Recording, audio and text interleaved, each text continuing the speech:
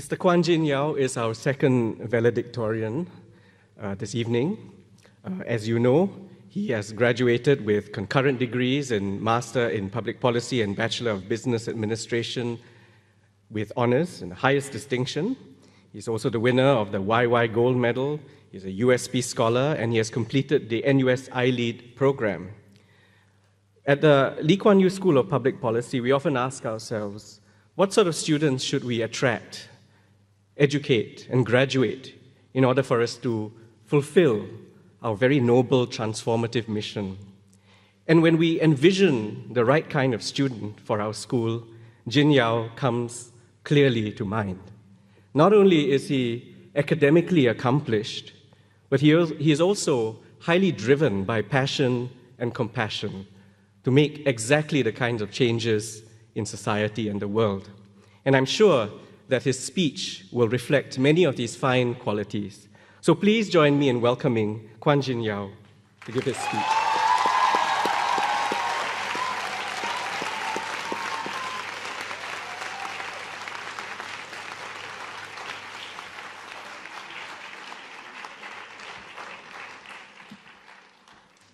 A very good evening, Dr. Nolene Hazer, NUS Trustee, Mr. Ravi Menon, Managing Director, Monetary Authority of Singapore, distinguished guests, fellow graduates, ladies and gentlemen.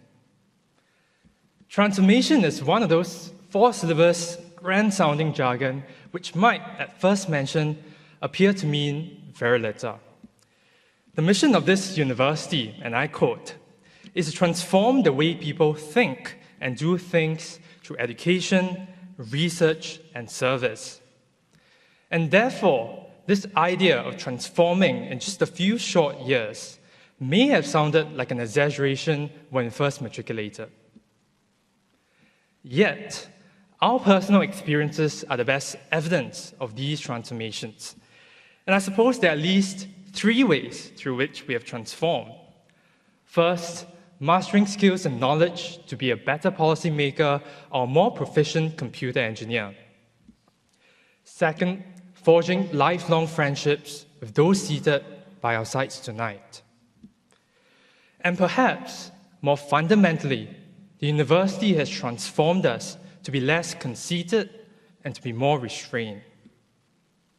I look back 5 years ago, entering NUS as an arrogant freshman, always too eager to show off, too eager to criticize.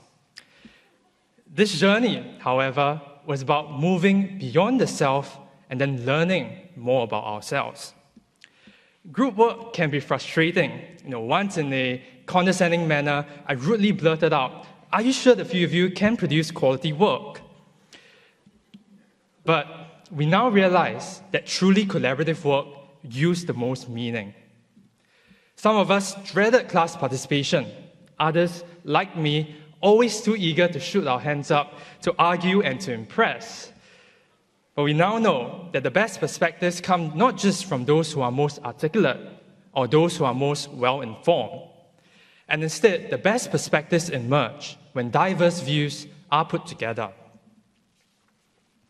Now, 5 years on, I know this evening, especially in all of your company, I'm by no means the most accomplished, the most experienced, or the most brilliant. So I won't spout platitudes or even attempt to give advice. Instead, I'm humbled to share what I think should be our collective aspirations, to put ourselves in the service of others. Because as we ourselves transform, this notion of service is especially important in a world that itself is undergoing profound transformation. Beyond the 24-hour news cycle of a media addicted to violence and conflict and sensationalism, and these days, even tweets, there has been tremendous global progress.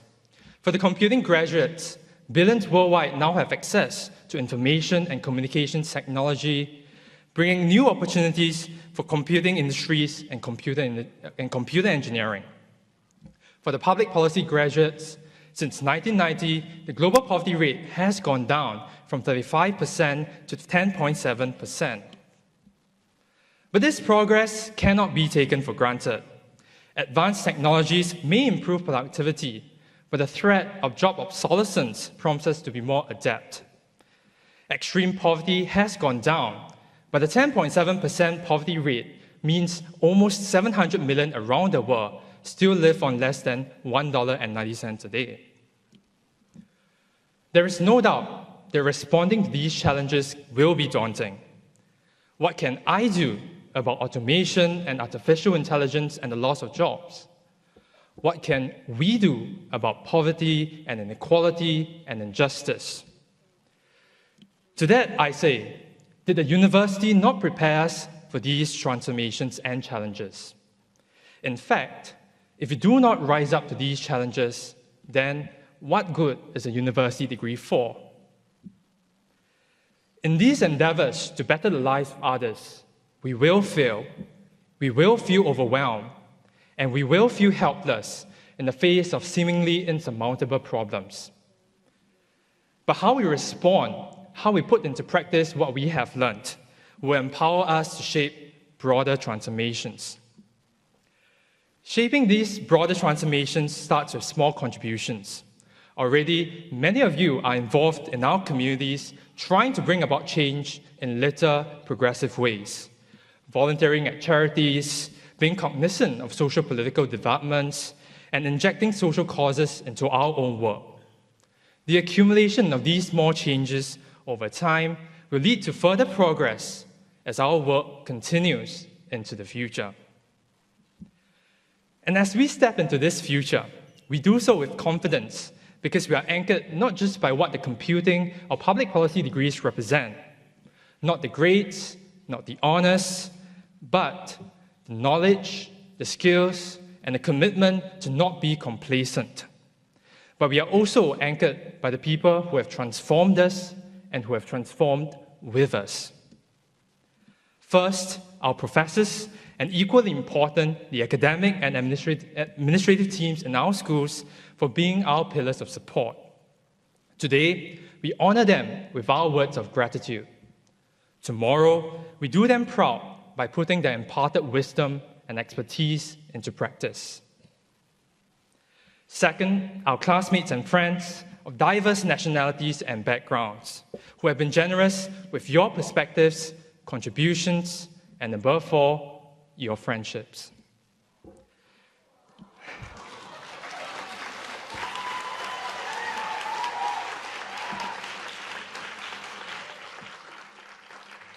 And last but not least, our family members who have been with us every step of the way. And these few lines will do no justice to the many sacrifices my parents, our parents, have made. Thank you, and I love you very much.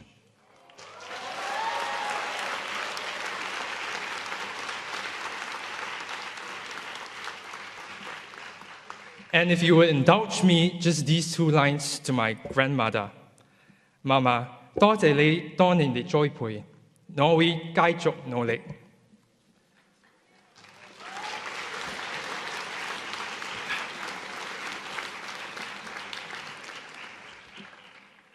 American actor Matthew McConaughey, when he won his Oscar award in 2014, talked about his personal hero.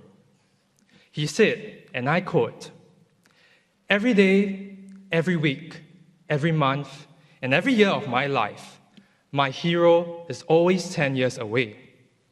I am never, ever going to be my hero, and that's just fine with me because that keeps me with somebody to keep on chasing."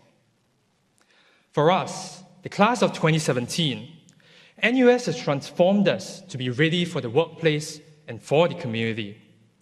Above all, we remember that we transform not just to better ourselves, to chase that hero 10 years away, but also to better the lives of people around their world.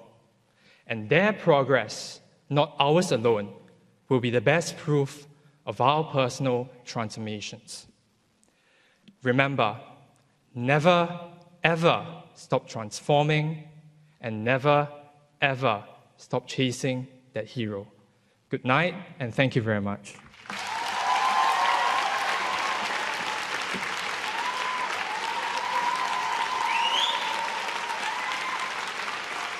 Dear graduates, As we come to the end of today's ceremony, we would like to extend our heartiest congratulations to you on your commencement. We warmly welcome you to the NUS alumni family.